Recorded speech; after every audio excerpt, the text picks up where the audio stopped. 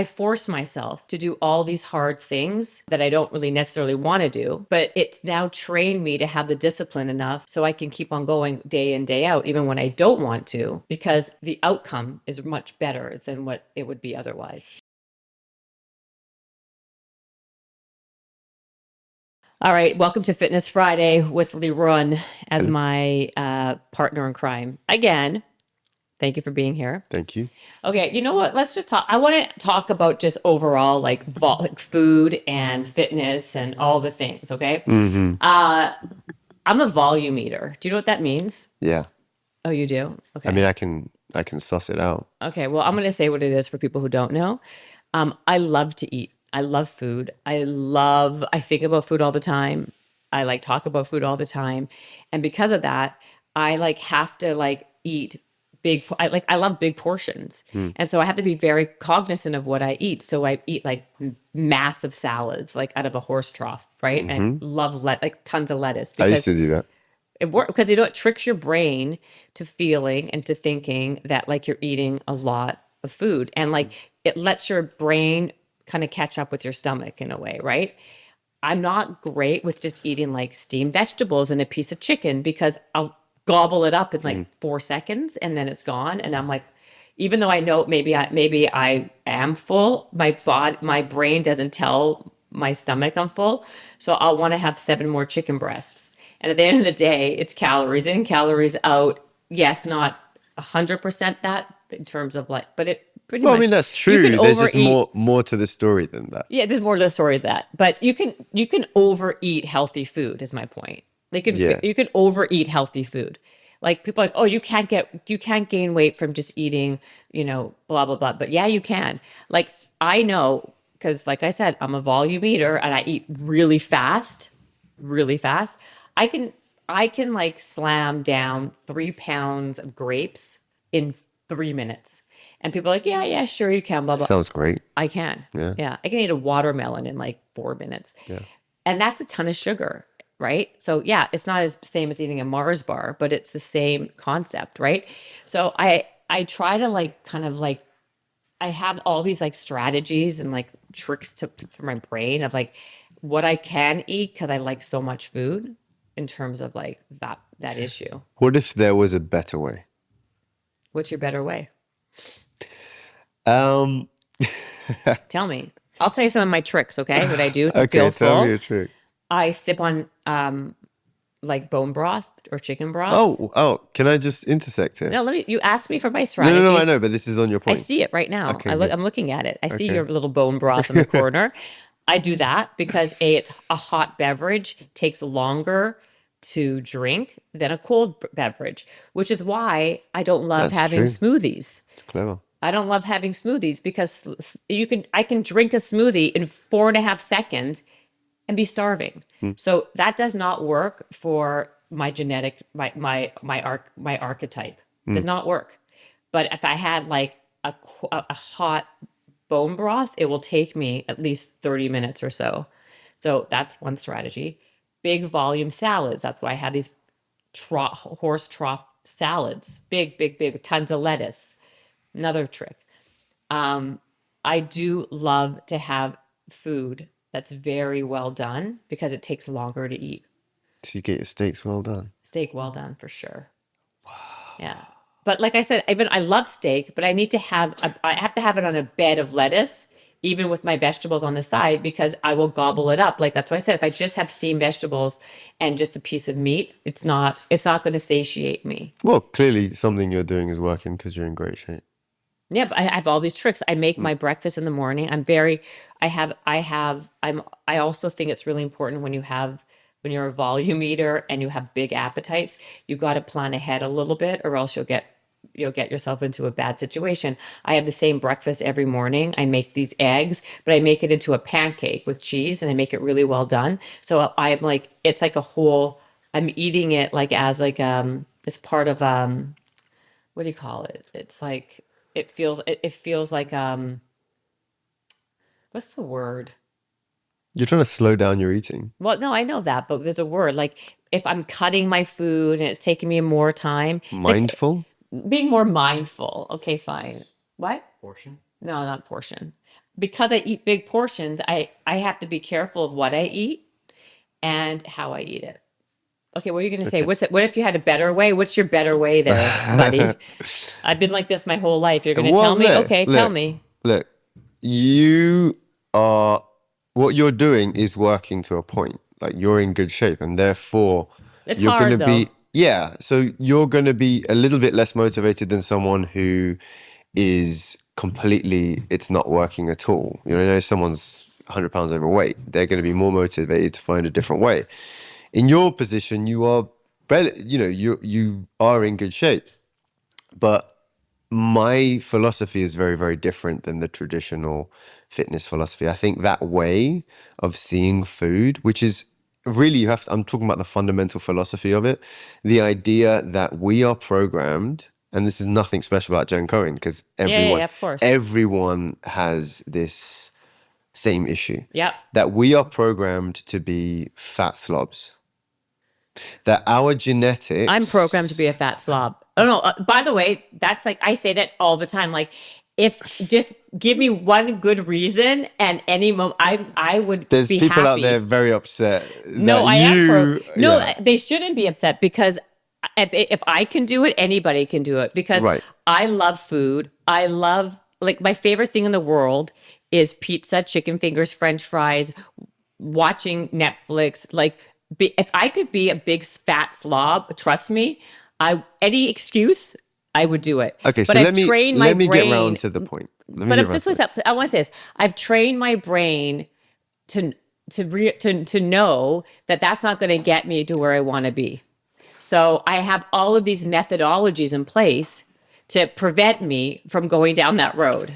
Yes, and they are And very clever, I'm and they not do finished work yet. to a point. And that's why exercise has been my savior because started to that was the that was the keystone habit that changed and reconfigured how I think and and basically reprogrammed my brain.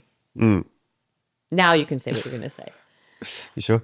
Go Are ahead. you ready? Yes. So this idea that you are wired wrong, okay, that your brain, your body, your taste buds are all wrong, that you want to eat the foods that are fattening, that only delicious foods are fattening and all fattening foods are delicious and so on and so forth. And that like dieting in particular and being in shape has to be a struggle. I used to think that way. I used to be that way. And I looked not that different from how I look now, but in the past few years, my whole it was a big paradigm shift. That's not the way we're wired. Actually, our wiring is perfect. We do crave the foods that are healthy. We do crave the foods that are good for us. We can be in optimal shape, meaning your best body, and eat the foods that you like and enjoy your foods, and you really don't need discipline. Now that's a 180 on how the fitness industry sees things. Let me tell you something. I don't agree with a lot of that. I think that I mean that's not true. I can agree with that to some extent. But I do think that not it's not like it this is not like one size fits all. I think our everybody's brain is wired differently and it will come down to what your goals are for you and how determined you are to achieve those goals. And I think you have to rely on not motivation but discipline, and you got to and because of that you got to build your discipline.